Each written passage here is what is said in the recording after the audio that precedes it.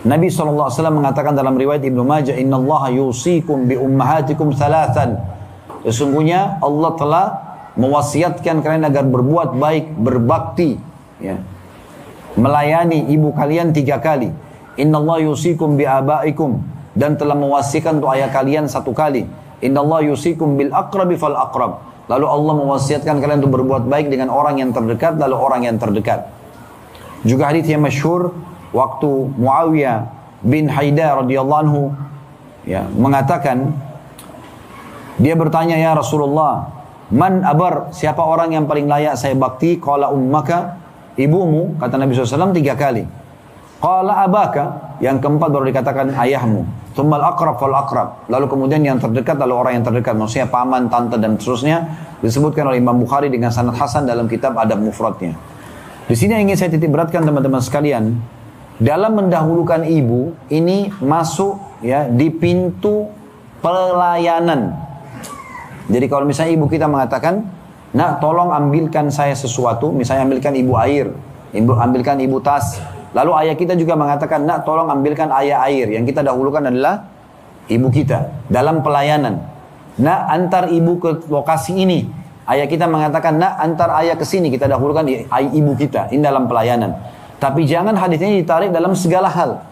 Karena memang ada hal-hal yang merupakan hak kausalitasnya ayah. Hak mutlaknya ayah. Seperti misalnya, nisbat nama, penisbatan nama. Walaupun ibu yang hamil kita 9 bulan, tetap nisbatnya kepada ayah. Tidak ada penisbatan nama kepada sang ibu. Kalau anak itu sah, ya, dari pernikahan yang sah. Kemudian juga wali pernikahan. Tidak boleh wanita manapun menikahkan dirinya tanpa izin ayah kandungnya atau walinya. Maka dianggap nikahnya batal. Kata Nabi SAW 3 kali disebutkan dalam sebuah hadits yang sahih. Ya. Kemudian teman-teman sekalian, setelah kita sebutkan itu gambaran umumnya tentang kedudukan wanita di masa anak-anak sebagai istri dan juga sebagai ibu, ya.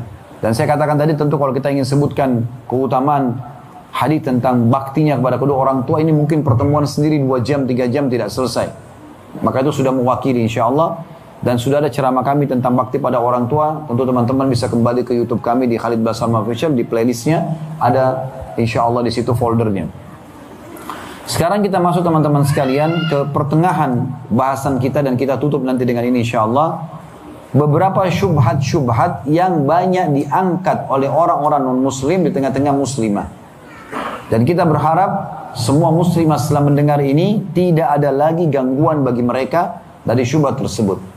Yang pertama, yang paling sering sekali diangkat oleh orang-orang non-muslim, terutama oleh para orientalis, orang-orang yang belajar Islam di negeri-negeri barat, tapi hanya untuk mencari kekurangan Islam menurut mereka. Masalah emansipasi wanita.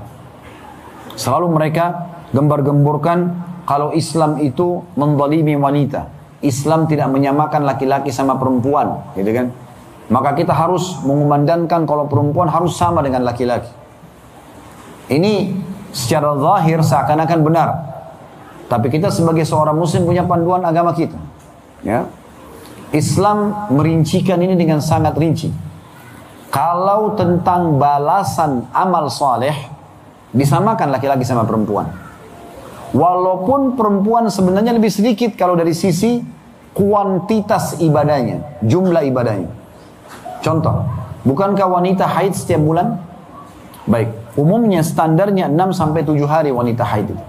Biasanya. Ada yang kurang dari itu mungkin 5 hari, ada yang lebih dari itu sampai 2 minggu misalnya. Tapi umum wanita normalnya 6-7 hari. Kalau mereka belum terjadi perubahan hormon seperti misalnya habis melahirkan atau pindah ke satu lokasi, mungkin perubahan cuaca yang ekstrim, maka mungkin ada perubahan waktu.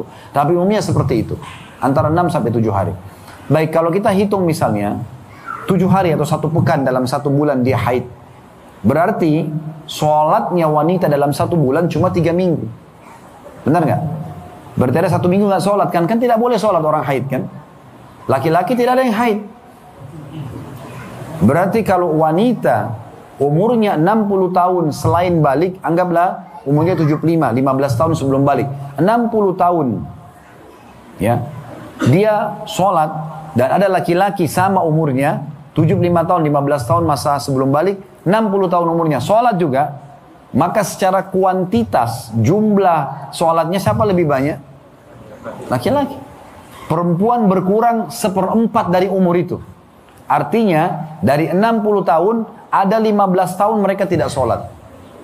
Karena kan 1/4 kan, setiap bulan ada 1 minggu, kan gitu. Itu belum lagi kalau kita hitung nifas ya. Kalau ada nifas biasa sampai 40 hari lebih banyak lagi nggak sholatnya. Tapi subhanallah Allah maha adil. Tetap Allah berikan balasan sama. Kalau sisi balasan, ya dikasih balasan sama. Hanya saja memang Allah subhanahu wa ta'ala membedakan dari sisi yang lainnya. Membedakan dari ciptaan fisik. Membedakan dari sisi tugas. Ya. Jadi kita nggak bisa memukul rata emansipasi wanita. Semua harus sama. Nggak mungkin sama. Karena laki-laki nggak mungkin haid. Laki-laki nggak mungkin hamil. Mau semaju apapun teknologi sekarang nggak akan bisa buat laki-laki hamil. Ya kan? Biar mereka ubah kelamin segala macam tetap nggak bisa. Allah punya rahasia tidak bisa membuat laki-laki hamil. Maka yang bisa hamil perempuan. Bagaimana caranya disamakan? Nggak mungkin. Hanya perempuan yang bisa melahirkan dan menyusui. Laki-laki nggak bisa. Ini. Kalau laki-laki juga bisa nyusui, dia bisa berbagi waktu sama istri, tapi nggak bisa. Ini. Harus istrinya yang menyusui, yang menyapinya. Berarti nggak bisa disamakan kan? Nggak bisa disamakan. Dari sisi tugas, laki-laki disuruh azan sholat ke masjid, perempuan lebih afdal sholat di mana? Di rumah. Kan gitu. Itu sabda Nabi SAW. Berarti ada dibedain tuh. Begitu juga dengan laki-laki disuruh sholat jenazah, antar jenazah, ziarah kubur, cari nafkah, jihad. Makanya kita ini laki-laki nggak butuh hand body, nggak butuh sunblock. Karena memang kulit kita ini memang Allah ciptakan buat alam luar, kena matahari, kena hujan biasa. Laki-laki memang begitu. Perempuan memang Allah kasih itu. Mereka di rumah, maka mereka butuh perawatan, itu biasa. Gitu kan? Nggak bisa bagaimana caranya mau dipaksakan harus sama? Kan nggak mungkin, ya? Jadi Islam sangat adil dalam masalah ini. Walaupun perempuan tugas secara kuantitas ada ibadah lebih sedikit, tapi Allah berikan balasan sama. Ya. Dan Allah menyatakan bahwasanya inna akramakum indallahi atqakum. Dari laki-laki dan perempuan yang paling mulia adalah yang paling bertakwa kepada Allah. Dan Allah subhanahu wa ta'ala menyebutkan dalam surah An-Nisa, surah nomor 4 ayat 32, agar kita tidak boleh cemburu satu sama yang lain. Kenapa perempuan bisa hamil, saya tidak bisa hamil laki-laki? Nggak boleh kita cemburu begitu. Kenapa laki-laki disuruh pergi sholat di masjid, kami perempuan lebih afdal di rumah? Ya. Atau perempuan mengatakan, kenapa Allah nggak boleh juga laki-laki hamil saja supaya berbagi? Enggak. Allah bilang dalam surah An-Nisa ayat 34, "Wala tatamannau ma faddalallahu ba'dakum ma faddalallahu bihi ba'dakum ala ba'd." Janganlah kalian saling cemburu satu sama yang lain terhadap apa yang Allah berikan sebagian dari sebagian kalian, maksudnya laki-laki dan perempuan. Lalu Allah jelaskan, "Lirrijali nasibun mimma iktasabu." Para laki-laki akan mendapatkan sesuai dengan apa yang telah dibebankan pada mereka. Walin nisa nasibun mimma iktasabun. Dan wanita juga akan mendapatkan balasan sesuai dengan apa yang dibebankan pada mereka. Was'alullah min fadli. Dan mintalah kepada Allah karunia-Nya. Innallaha kana bikulli syai'in alima. Karena Allah mengetahui segala sesuatunya. Nah, jadi Islam jelas membantah masalah ini. Dari sisi lain, memang dari laki-laki dan perempuan. Ingat, Allah tidak ciptakan jenis kelamin yang ketiga. Cuma ada laki-laki, ada perempuan. Maka harus ada satu dari dua ini jadi pemimpin. Nggak mungkin tidak. Dan Allah dalam Islam mengangkat laki-laki sebagai pemimpin. Ya. Makanya Allah kasih perangkat mereka. Memang sudah biasa untuk di luar. Tadi saya bilang. Kulitnya nggak butuh hand body, nggak butuh sunblock. Udah tinggal keluar kerja. Jadi pemimpin. Ya. Ada masalah tinggal keluar. Tengah malam banjir dia bisa keluar. Nggak butuh dandan dulu. Gitu kan. Udah dia siap. Ada pasukan musuh menyerang, dia bisa ikut berperang. Kan gitu. Mudah kalau laki-laki.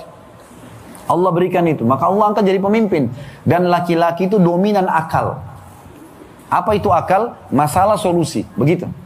Jadi kalau kita di sini mungkin sebagai status suami. Kalau ada yang ya, belum menikah, mohon maaf. Kalau sudah menikah, sebagai status suami. Kalau istri kita mengatakan, Mas atau Bang atau apa saya dipanggil, di rumah ada ini. Maka akal kita langsung jalan tuh. Oh, masalah listrik sedang padam. Langsung kita pikirkan solusinya. Begitu akal laki-laki itu.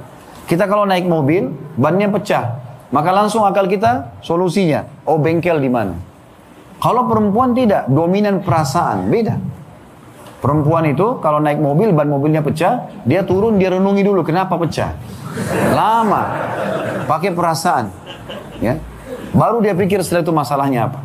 Memang berbeda. Allah SWT bedakan itu. Dengan dominan akal, laki-laki siap menghadapi alam luar. Ada masalah solusi, mentok di sini di sana, ditolak di sini, dia bisa melamar kerja di sana. Begitu laki-laki. Perempuan perasaan, karena memang dia harus ngurus rumah, nata rumah, didik anak, sabar nyusui mereka, ganti popoknya dan segala macam. Ini butuh perasaan. Kalau laki-laki disuruh urus ini susah, ya. Karena laki-laki akan bilang secara akal, ini kok pipis terus anak ini, misalnya. Kok nangis terus? Saya kan mau tidur, besok mau kerja. Perempuan tidak seperti itu, perasaan dia beda. Jadi memang tidak bisa dipaksa sama, gitu kan? Dan Allah SWT memilih laki-laki sebagai pemimpin. Dalam firman-Nya, ya, Allah SWT sebutkan ar-rijalu qawwamuna 'alan nisa dalam surah An-Nisa 34. Ya. Para kaum wanita, laki-laki itu adalah pemimpin kaum wanita bima faddalallahu ba'dahum 'ala ba'd wa bima anfaqu min amwalihim. Karena Allah memang yang memilih itu, mendahulukan mereka sebagian dari sebagian yang lain, dan karena mereka para laki-laki itu disuruh untuk menginfakkan hartanya. Menginfakkan hartanya. Jadi kita bekerja 1 bulan, lalu kita berikan kepada istri. Istri dipenuhi semua, makan, minum, segala macam kebutuhan diberikan. Gitu kan? Lalu Allah mengatakan tentang para wanita, fas-salihatu.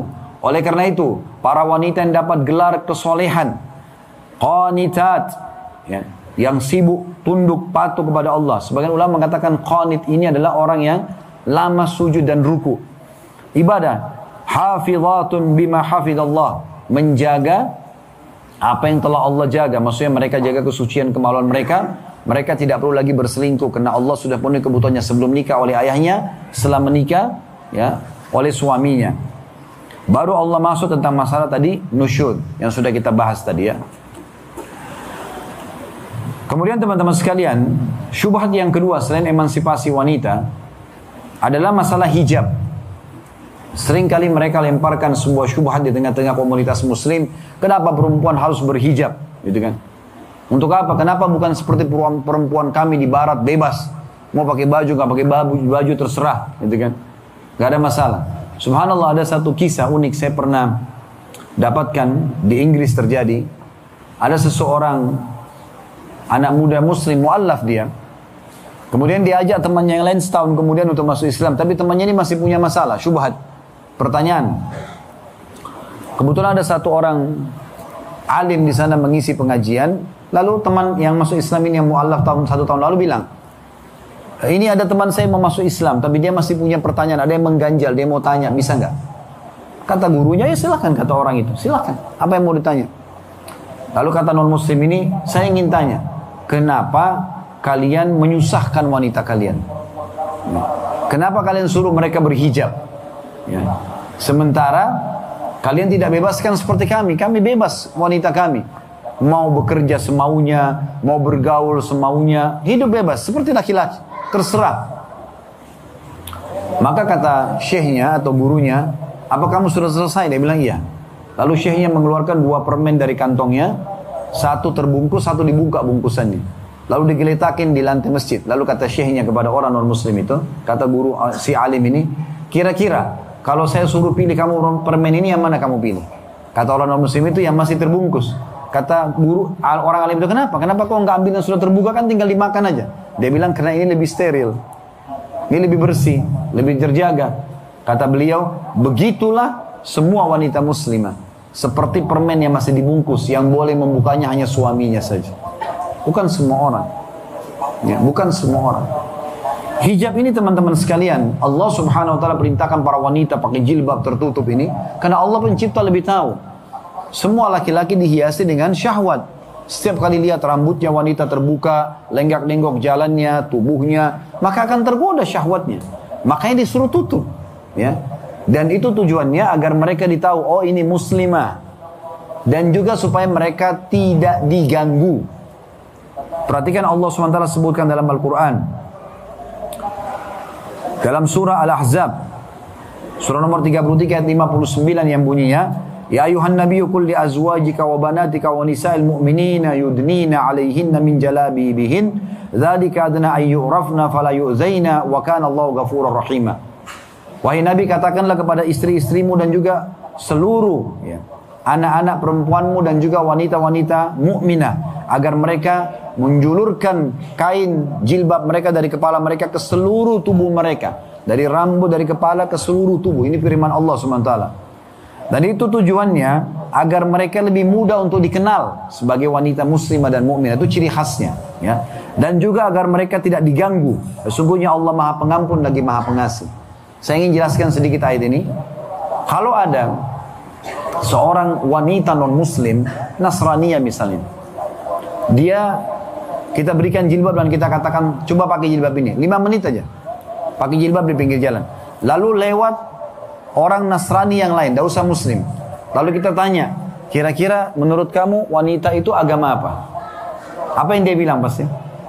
Muslimah, karena jilbabnya. Itu sudah melekat. Allah bilang supaya mereka dikenal.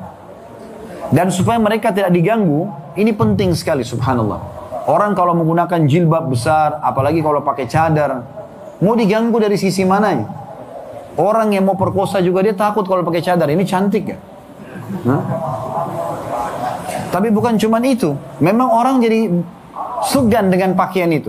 Saya pernah lihat eksperimen di YouTube, ada pernah diangkat. Diperlihatkan di Amerika ada anak muda, mereka adakan eksperimen muslim sepertinya ya. Jalanlah wanita itu tidak berhijab. Di satu jalan, cukup lumayan jauh jalan kaki. Temannya di belakang pakai kamera. Sepanjang jalan diganggu tidak kurang dari 5 atau 10 orang laki-laki. Yang ajak kencan, yang ganggu dia, yang segala macam ajak kenalan. Pokoknya penuh. Ya, sampai di ujung jalan sana. Orang yang sama, wanita yang sama setelah itu pakai jilbab. Di waktu yang berbeda, di jalan yang sama, jalan. Sepanjang jalan tidak ada satupun yang berani ganggu dia. Gak pernah ada yang ganggu. Kalaupun ada yang ganggu paling jauh, Assalamualaikum. Ya. Kan begitu. Jadi memang subhanallah, memang untuk menjaga mereka. Hijab itu untuk menjaga kemuliaan mereka. Ya. Itu berhubungan dengan masalah hijab. Dan Nabi SAW mengingatkan agar setiap muslimah hati-hati. Jangan sampai masuk neraka karena tidak berhijab. Ya. Karena kata Nabi SAW, simfani min ahli nar. 2 golongan dari ahli neraka. Lam arahuma. Belum pernah saya lihat, maksudnya di masa beliau SAW. Qaumun ma'hum siyatun ka'adnabil baqar. Yadribuna bihan nas. Ada satu kaum yang membawa cambuk-cambuk dari ekor sapi untuk memukul orang. Ya. Kata sebagian ulama hadis ini pengawal-pengawal raja zalim yang suka memukul-mukul orang. Gitu kan? Menyiksa orang zalim mereka. Dan yang kedua, nisaun, kasiyatun, ariyatun, mumilatun. Ya. Ma'ilat ru'usuhunna ka'asnimatil bukhtil ma'ila la yadkhulnal jannata wa la yajidna rihaha wa inna riha la yujadu min masirati kada wa kada. Dan golongan kedua adalah wanita yang ya, berpakaian tapi terbuka. Kasiyatun ariyat, berpakaian tapi terbuka. Artinya digambarkan ketat ya, sehingga membentuk lengkukan tubuhnya atau memang tidak menutup lengkap auratnya. Sehingga ada lembukan badan yang kelihatan. Kemudian juga mumilat, ya. Dia lenggak-lenggok jalan. Umumnya orang kalau pakaiannya seksi, lenggak-lenggok. Umumnya orang kalau pakai hijab jalannya santun. Itu sudah umum, gitu kan. Ma'ilat, condong dan mencondongkan, maksudnya dia ingin dipuji orang, ingin dikenali oleh laki-laki. Laki-laki juga akan ingin kenalan sama dia. Kepala mereka, ya, rambut mereka mirip sama punuk unta, ya, yang bergoyang-goyang. Jadi punuk unta itu di pundaknya, itu kalau lagi jalan biasanya karena ada lemaknya goyang kiri kanan. Maka biasa begitu, sebentar diuraikan ke kanan, sebentar di kiri untuk menarik perhatian kaum laki-laki. Itu digambarkan dalam hadis, ya. Mereka tidak akan masuk surga, la yadkhulnal jannata wa la yajidna rihaha, dan tidak akan pernah masuk surga dan tidak akan mencium bau surga itu. Wa inna riha la yujadu min masirati kada wa kada. Dan ketahuilah surga itu akan didapatkan baunya dari jarak begini dan begitu. Yang ketiga, ada syubhat juga tentang masalah wali pernikahan. Ya. Karena kita dalam Islam tidak boleh wanita menikah kecuali dengan izin ayahnya. Ya. Dan perlu difahami teman-teman sekalian, wali ini bagi wanita adalah, kalau bahasa mudah difahami ya, sebenarnya pembelanya, backingannya. Subhanallah. Kita di sini laki-laki semua, bayangkan kalau kita sedang mau melamar seorang wanita, kita berhadapan sama ayahnya. Walaupun wanita itu ada di sebelahnya, kita akan berpikir, oh ada laki-laki yang akan membela dia. Itu fungsi wali. Ya. Dia memang pembela. Jadi jangan pernah menikah tanpa wali. Makanya Nabi SAW mengatakan wanita manapun yang menikahkan dirinya tanpa izin walinya, nikahnya batal. Nggak boleh. Janda pun. Ada pendapat yang lemah dari Abu Hanifah rahimahullah, dan beliau sebenarnya tidak cenderung dengan pendapat ini ya. Salah satu pendapat beliau mengatakan wanita janda boleh menikahkan tanpa wali. Tapi pendapat yang kuat jumhur ulama tidak, tetap pakai wali walaupun janda. Ya. Karena wali ini penting sekali untuk wanita. Tapi orang-orang non-muslim banyak mengatakan untuk apa menikah, apalagi pakai wali. Udah kumpul kebo aja, nggak usah wali. Ya. Padahal Islam datang sebenarnya untuk memuliakan wanita dengan itu.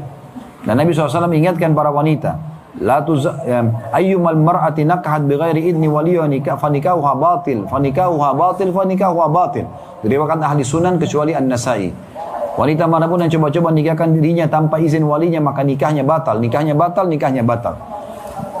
Juga wanita tidak boleh menikahkan wanita yang lain. Jadi tidak boleh, teman-teman sekalian, kalau antum laki-laki di sini melamar seorang akhwat di walinya, ayahnya nolak, antum datang ke ibunya, lalu ibunya mengiyakan, lalu antum nikah tanpa izin ayahnya. Ya, karena kata Nabi SAW dalam hadis riwayat Ibnu Majah dan Darul Qutni, la tuzawwajul mar'atul mar'ata. Tidak boleh wanita menikahkan wanita lain, termasuk ibu tidak boleh nikahkan anak perempuannya, ya. Wala tuzawwajul mar'atu nafsaha. Dan wanita pun tidak boleh menikahkan dirinya sendiri. Jadi tujuan wali itu adalah untuk membela dia sebenarnya. Ayahnya nggak ada siapa, pindah kepada pamannya. Semua dari keluarga ayah. Pamannya, nggak ada pamannya, saudaranya, ya. Anaknya kalau dia janda sudah balik, anaknya bisa, ya. Ponakannya ini bisa, semua dari keluarga ayahnya, ya. Sebagaimana Abu Suja sebutkan dalam matan, ya, dalam kitab Al-Ghayah beliau, ayah, kakek dari pihak ayah, saudara kandung, saudara seayah, ya. Kemudian ponakan dari saudara kandung, ponakan dari saudara seayah, paman dari ayah, sepupu dari paman, saudara ayah, ya, ini semua bisa menjadi wali daripada wanita tersebut. Kalau betul-betul tidak ada walinya, karena dia orang non-muslim, masuk Islam mu'allaf, maka hakim menjadi walinya, atau diistilahkan dengan kita wali hakim, ya. Di pemerintahan kita sudah ada, alhamdulillah. Dua syubhat yang tersisa, ya, yang saya angkat di sini, yang keempat adalah masalah tolak, kalimat cerai. Kenapa tolak ada di tangan suami? Kenapa istri tidak bisa menceraikan? Saya sudah bilang tadi teman-teman, laki-laki dominan apa? Hah? Masih hidup nggak ini? Dominan apa? Kalau perempuan? Baik. Kalau kalimat tolak diberikan di tangan istri antum, sehari antum diceraikan 10 kali. Karena perasaan, kecewa tidak dibawain pesanannya, saya ceraikan kamu. Ya. Sedikit ngambek, saya ceraikan kamu. Allah memberikan kalimat tolak di tangan laki-laki karena dominan akal. Setiap wanita atau istri bilang ceraikan saya, dia tidak langsung ucapkan cerai. Mustahil laki-laki langsung ucapkan cerai. Kecuali sudah didesak berulang kali baru dia bilang ya sudah kalau gitu. Tapi awalnya tidak, karena pikirannya dominannya akal. Makanya Allah jadikan kalimat tolak di tangan suami. Dan dia juga sebagai pemimpin. Tapi orang-orang non-muslim jadikan ini sebagai alasan. Oh, berarti Islam menzalimi wanita, kenapa nggak boleh cerai? Padahal Islam masih membolehkan khulu. Wanita mengajukan perceraian kepada wali resmi di pengadilan, kayak kita di pengadilan agama di Indonesia, hakim bisa putuskan kalau suaminya zalim. Kalau suaminya zalim, jadi kan hakimnya akan dengar dari dua belah pihak, ditangkaplah informasi, baik dengan surat menyurat, ada juga mediasinya, ada saksi-saksinya. Kemudian kalau terbukti, hakim akan ceraikan. Dihalak, diangkat, dicabut hak kausalitasnya suami. Kalau dia zalim. Maka Islam datang mengatur dengan rapi ini, ya. Dan Islam menjadikan cerai sebagai solusi. Dan dijadikan cerai itu dalam Islam perbuatan halal yang paling Allah benci, supaya jangan cerai. Kalau masih bisa perbaikin, masih bisa sabar. Kata Nabi SAW, abghadul halal ilallahi at-talaq. Perbuatan halal yang paling Allah benci adalah perceraian. Hadis riwayat Abu Dawud dengan sanad hasan. Dan kata Nabi SAW dalam riwayat Abu Dawud, Tirmidzi juga dengan sanad hasan, thalathun jadduhunna jadd. Ketahuilah 3 hal yang serius dan pasti terjadi. Wa hazluhunna jadd. Bercandanya pun jadi. 3 hal. Kata Nabi SAW, an-nikah yang pertama. Jadi tidak boleh teman-teman kalau saya misalnya punya anak perempuan, teman saya punya anak laki-laki. Kami bercanda aja bilang, nanti kalau anak kita besar kita jodohin ya. Kapan teman saya bilang iya, itu berarti sudah ada terikat mereka. Kalau besar ditanya dulu ayah pernah jodohin kamu mau nggak? Kalau dia tidak mau baru batal. Nggak boleh sembarangan. Jangan main-main dengan bahasa ini. Ya, jangan main-main bilang seorang wali perempuan ketemu sama laki-laki lalu dia bilang saya nikahkan kamu sama anak perempuan saya. Kalau dia bilang saya terima nikahnya, nggak boleh main-main, gitu kan? Yang kedua, at-talaq, cerai. Nggak boleh laki-laki bilang saya ceraikan kamu, saya ceraikan, nggak boleh main-main. Dulu ada satu dosen kami, Dr. Syarif namanya, beliau ngajar kami fikih di tingkat 3 kuliah dakwah di Madinah dulu. Pas bab cerai, beliau menceritakan salah satunya, kalau ada wanita naik di atas tangga, suaminya bilang kalau kau naik saya ceraikan. Bercanda. Kalau kau turun saya ceraikan, supaya perempuan tidak ceraikan dia harus turun dari tengah-tengahnya. Saking tidak bolehnya main-main dengan ini. Sejengkel apapun laki-laki hindari kalimat tolak. Jangan main-main soal ini dan tidak boleh bilang saya tidak tahu hukumnya. Karena ini hal yang darurat yang harus diketahui. Kalimat tolak adalah masalah halal atau tidak halal kemaluan istri antum. Jadi nggak boleh main-main. Ya. Jadi tolak itu adalah solusi dalam Islam dan tidak dijadikan sebagai bahan bercanda. Imam Nawawi rahimahullah mengatakan orang yang mentolak dalam keadaan ridho, marah, serius maupun bercanda, tolaknya jatuh. Ada pendapat sebagian kecil ulama mengatakan kalau dia emosinya betul-betul sampai membuat akalnya hilang, dia tidak sadar apa yang dia ucapkan, baru tidak jatuh tolaknya. Tapi kalau anda nggak boleh. Jadi antum biar lagi tidak suka sama istri, keluar aja dari rumah, gitu kan? Tenangkan diri dulu, sambil istighfar kepada Allah, introspeksi diri, kemudian baru kembali bicarakan baik-baik lagi. Karena pengucapan kalimat ini berbahaya sekali. Jadi Islam datang mengatur dengan rapi, ya. Laki-laki diberikan kalimat talak karena memang dia dominan akal, dan juga umumnya laki-laki pasti nikah tidak ingin menceraikan, kecuali orang yang keluar dari jalur normal, gitu kan. Yang terakhir yang sering diangkat adalah tentang masalah poligami. Islam dolimi wanita karena poligami. Selalu begitu. Seakan-akan ini adalah satu hukum yang harus dihapus dari syariat Islam. Subhanallah. Ya. Saya ingin jelaskan supaya tidak ada salah faham. Ya. Supaya difahami. Bukan saya motivasi orang untuk lakukan. Bukan. Ya. Karena itu adalah hukumnya sunnah. Bukan sebuah kewajiban. Tetapi perlu difahami. Kalau Allah subhanahu wa ta'ala menurunkan wahyu untuk diterima. Ya. Dan dalam bab nikah, ada yang tertingginya namanya poligami. Itu bab tertinggi. Maksudnya bab tertinggi teman-teman sekalian. Tidak bisa seorang laki-laki langsung bilang, kan Islam bolehkan poligami, sudah saya jalani saja. Padahal dia tidak tahu hukumnya, tidak tahu apa yang harus dia lakukan dari keadilannya. Ada syarat-syarat, ada peraturan-peraturannya. Nggak boleh dia sembarangan melakukan. Kalau saya membahasakan sekali lagi, dia adalah level tertinggi dalam bab nikah. Kalau orang sudah menjalankan pernikahannya dengan baik, menjalankan perintah-perintah Allah di situ, memberikan hak-hak istrinya dengan baik, maka Allah akan berikan dia bonus untuk melangkah ke rumah tangga yang kedua, ke rumah tangga yang ketiga, dan seterusnya. Jadi ini hukum Allah SWT, tidak mungkin kita tolak, tapi kita harus pelajari. Dan karena umumnya pendapat ulama mengatakan dia adalah sunnah, bukan kewajiban, maka bukan harus dikerjakan kalau orang belum mampu. Orang mampu dia kerjakan. Dan saya pernah ditanya di pengajian oleh sebagian ikhwah kita, Ustaz, saya kan laki-laki, boleh poligami, apakah saya harus izin istri? Saya bilang tidak harus. Kalau izin tidak ada keharusan. Kalau begitu saya menikah saja Ustaz, istri saya tahu atau tidak tahu. Lalu saya bilang, baik, antum mau menjalankan poligami ini, jangka pendek atau jangka panjang? Dia bilang, kok bisa Ustaz? Iya, jangka pendek umum seperti banyak laki-laki lakukan. Dia suka satu laki perempuan, kemudian dia tiba-tiba saja daripada dia berzina dia nikahi diam-diam. Ini seperti bom waktu, ya. Satu waktu nanti akan meledak, ribut, harus pilih salah satunya. Pilih istri pertama, istri kedua dia zalimi karena dia sudah nikahi. Apa alasannya diceraikan? Orang juga anak orang ini, ya. Nggak boleh dikembalikan bisa ke rumah orang tuanya tanpa sebab. Dia pilih istri barunya, istri pertamanya sudah lama mengabdi sama dia. Serba salah. Atau dia bertahan dalam rumah tangga tapi banyak cacian. Dia terhina sebagai laki-laki. Lalu bagaimana caranya? poligami jangka panjang. Ini butuh ilmu, dipelajari, diprogramkan dalam hidup. Pertama berdoa kepada Allah SWT. Ya Allah mudahkanlah. Oleh hamba-Mu ini layak, mudahkan. Ya. Berdoa kepada Allah SWT. Setelah berdoa, ya, di waktu-waktu mustajab, kemudian dijadikan target beberapa tahun ke depan. Lalu kemudian yang kedua, memang selalu mendalami ilmu agama dan menerapkan ilmu agama itu. Pernah ada seorang ustaz datang kepada saya di salah satu wilayah kalau tidak salah waktu itu di Kalimantan, di salah satu wilayah Kalimantan, dia datang kepada saya mengatakan, Ustaz, saya juga mau poligami gitu. Yang dia tahu informasi saya melakukan itu, dia mengatakan saya juga mau lakukan. Terus saya lihat karena dia seorang dai, saya tanya.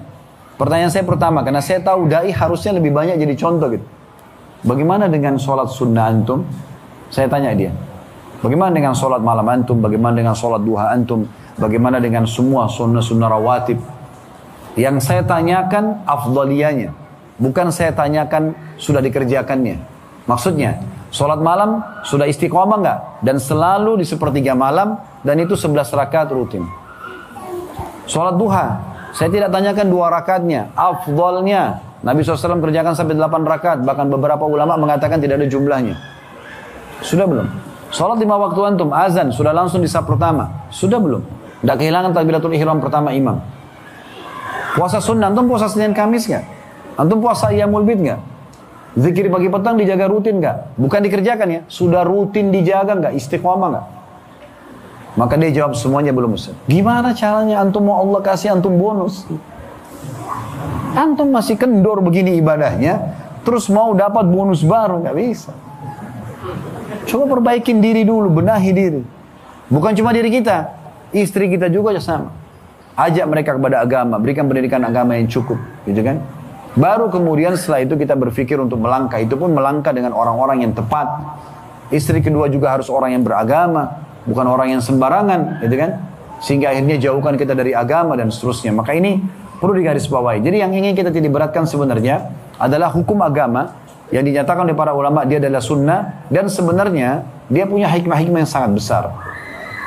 Di antara hikmahnya adalah selain menjalankan perintah Allah SWT juga untuk memperbanyak jumlah kaum muslimin. Karena Nabi SAW menyuruh kita menikah dengan wanita penyayang, subur, dan kena bangga dengan jumlah umat pada hari kiamat. Jadi orang punya satu istri, punya anak, oh ya bapak saya juga punya banyak anak. Tapi tidak sembarangan dilakukan, punya syarat-syarat dan peraturan. Kemudian juga menutup pintu-pintu zina. Ya. Berapa banyak pelacur yang melakukan perbuatan itu karena mereka tidak ada suaminya. Di saat mereka dibukakan pintu pernikahan, maka akan tertutup pintu-pintu itu. Begitu juga dengan memperluas silaturahim. Karena banyaknya keluarga atau menjadi kekerabatan karena pernikahan.